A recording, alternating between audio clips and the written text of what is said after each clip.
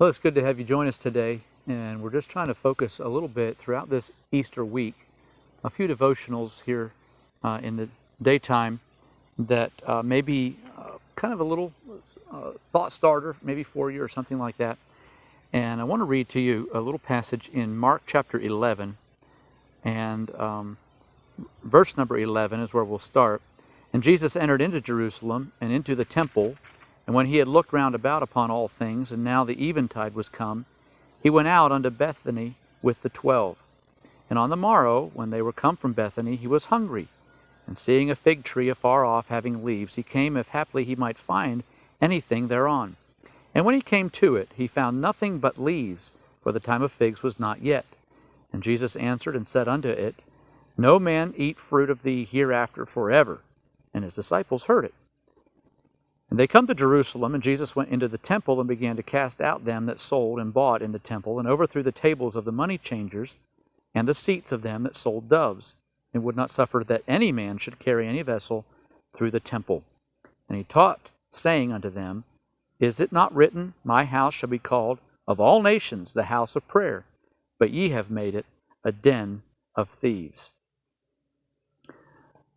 The thought for today, actually we'll start maybe with a little reminder of the story of the Titanic, where back in 1912, of course, they know the story very well, but the claims at least that it was unsinkable. And there was a particular family, and their last name was Hart, and the Hart family was scheduled, I guess, on a voyage, but at the last minute, figuratively speaking at least, just shortly before the launch of the voyage, they were transferred onto the Titanic.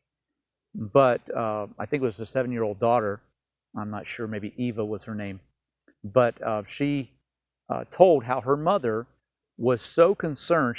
It was almost to her as though this was flying in the face of God.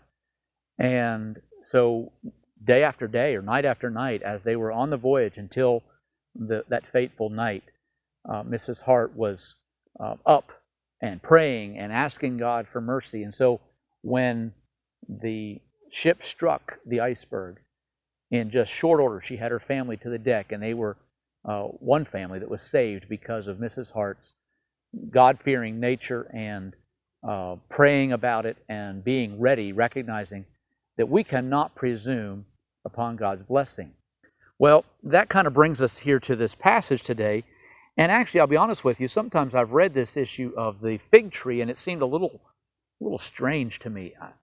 Almost, you might say, almost unfair to the tree, because it seems as though what right did Jesus have in, obviously, we know he's God, but what right would he have had to condemn it that quickly? Well, then I recognize there's a parallel here, and in the story of the fig tree, it's immediately followed by the story of the temple. And so in both cases, there was an appearance of health, there was an appearance of good things happening, life going on, but in both cases, they were lacking the real necessity. And so just a quick thought about that today. I want us to recognize several things. First of all, let's kind of ask ourselves, has our worship just become ritual? Even this week, we know so much about the story of Easter and of course Jesus dying on the cross, and so we recognize that. But sometimes if we're not careful, we can end up making our worship just become casual. It really doesn't mean a lot to us. And so today I want us to think about that and just ask yourself, whenever you come to church or whenever you kneel at your bed or you spend some time wherever it may be in maybe some devotional time, is it really meaningful? Does it have life? Or does it just have an appearance? Is your worship just ritual? The second one that I want to ask you about is kind of in the area here of these Pharisees. And maybe I'd ask it to you this way. Is your wealth, or have you found your wealth to be rewarding?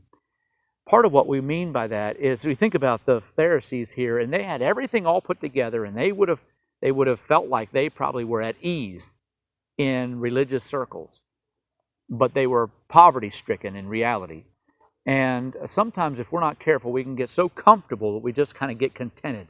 And so just ask yourself, have I gotten too comfortable?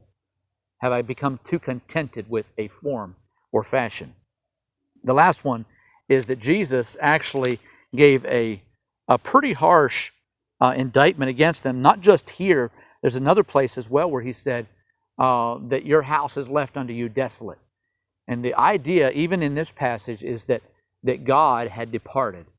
The temple still went about their daily task, but the real presence of God was missing. And so just ask yourself maybe that question as well. Have you actually just sort of things that you maybe would excuse, and you'd say, well, you know, it's a weak area, it's just a little bit of trouble that I have. Is it something that would actually bring rejection from God? And just those few questions to ask yourself today. And I want to just kind of give you this closing challenge. Don't sacrifice reality for appearance. Just really, truly know God. Don't just, if He were to come and try to find fruit in your life, the fruit of the Spirit, for example, or the fruits of righteousness, would He say, nope, there's none found there. They've got the appearance, but there's nothing there.